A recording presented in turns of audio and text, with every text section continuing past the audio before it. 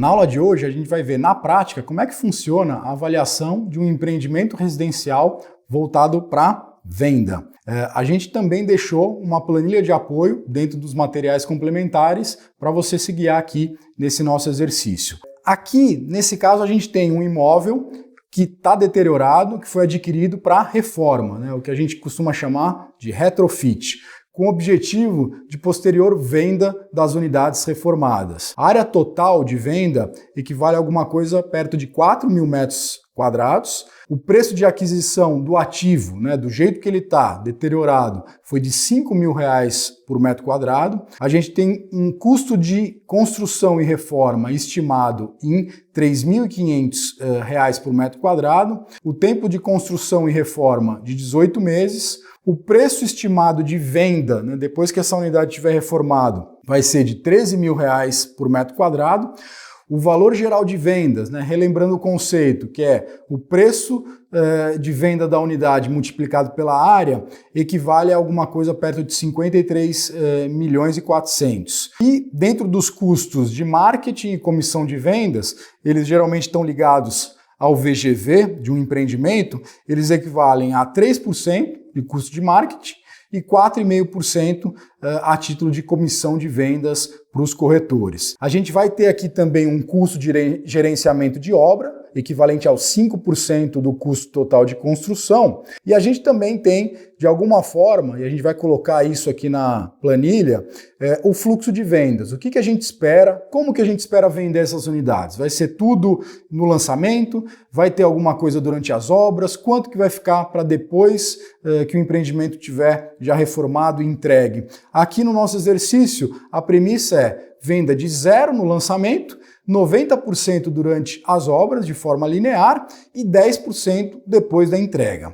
E daí a pergunta aqui é qual que é a taxa interna de retorno e qual que é o múltiplo sobre o capital investido nessa transação. Eu vou abrir agora a planilha de apoio para a gente poder precificar e ver qual foi efetivamente o retorno desse empreendimento. Bom, primeiro a gente tem a área de venda, né, que foi destacada ali, que era equivalente a 4.100 metros quadrados.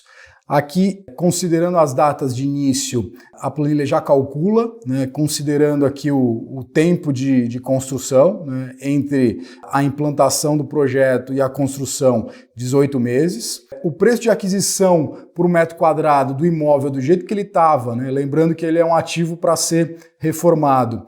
Aqui a gente coloca os 5.000, lembrando que todos esses campos, né, em amarelo aqui, pessoal, são campos que vocês podem mexer, simular outros preços, né, outras condições e ver qual que é o impacto disso em termos financeiros, em termos de viabilidade, taxa de retorno daquele projeto. O custo de construção eu coloquei aqui como 3.500, que é um dado, né, dentro do exercício. A taxa de gerenciamento em cima do custo de construção é de 5%. Também incluí. Os cálculos aqui relacionados à comissão de aquisição, os impostos que eu tenho para adquirir esse imóvel também estão calculados aqui de forma automática, mas eu tenho que considerá-los. No final das contas, né, esse meu empreendimento, os 20 milhões ali que eu gastei para adquirir o ativo sem reformar, ele vai me impor outros custos, né, que se a gente somar aqui, a gente vai ter outros 17 milhões de reais de custos que vão totalizar aqui um CAPEX, né, nesse investimento aqui de 37 milhões e 800. Agora vamos estimar a parte das vendas, né? Como é que funciona aqui a parte das vendas. Primeira delas é a gente colocar se eu tenho algum custo de comissão de vendas ou de marketing do empreendimento. Então,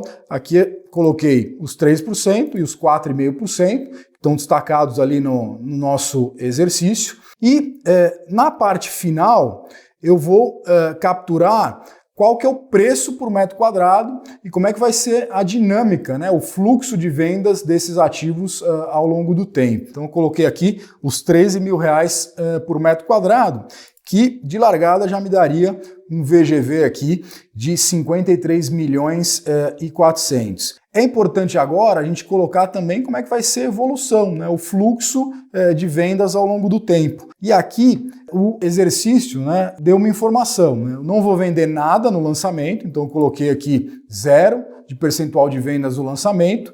Obras, 90%, então ao longo das obras, de forma linear, eu vou vender 90%, e depois que o edifício estiver pronto, né, eu vou ainda ficar com 10% dos apartamentos para venda.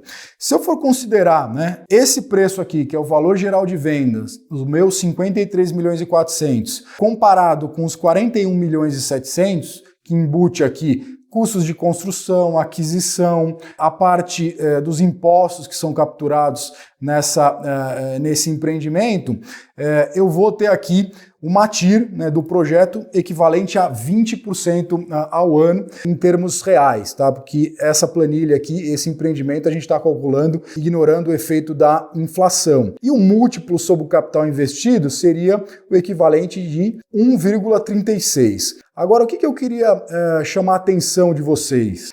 Dependendo de como que a gente mexe aqui nesses indicadores, a gente pode ter resultados bastante diferentes do ponto de vista tanto de retorno para o investidor, ou do múltiplo, ou da própria viabilidade de qualquer incorporação. Nesse caso aqui, uma incorporação um pouco mais curta, porque eu tenho um ativo que já está pronto, que eu estou meramente reformando, né?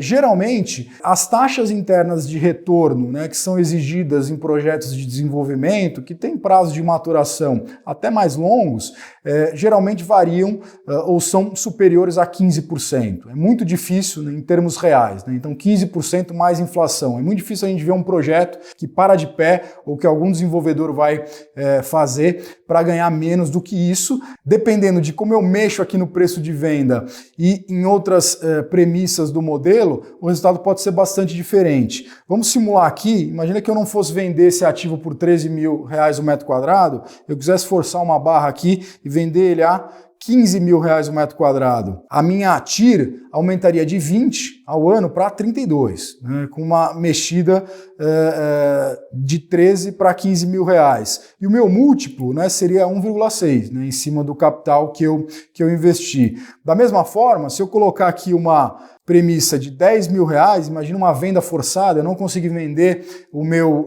empreendimento, eu tive que vendê-lo a um preço mais descontado, o meu retorno aqui seria praticamente 0, né? E o meu múltiplo também, né, praticamente o mesmo dinheiro que eu coloquei.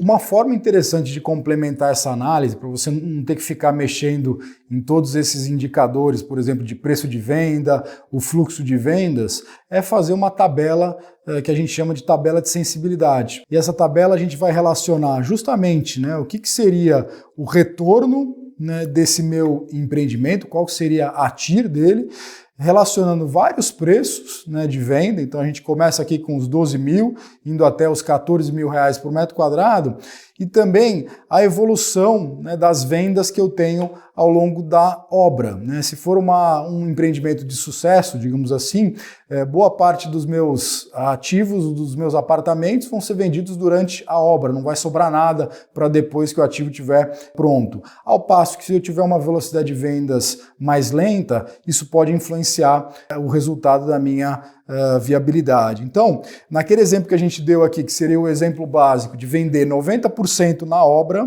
a 13 mil reais, dá aquela nossa TIR, né, a taxa interna de retorno de 20% ao ano em termos reais.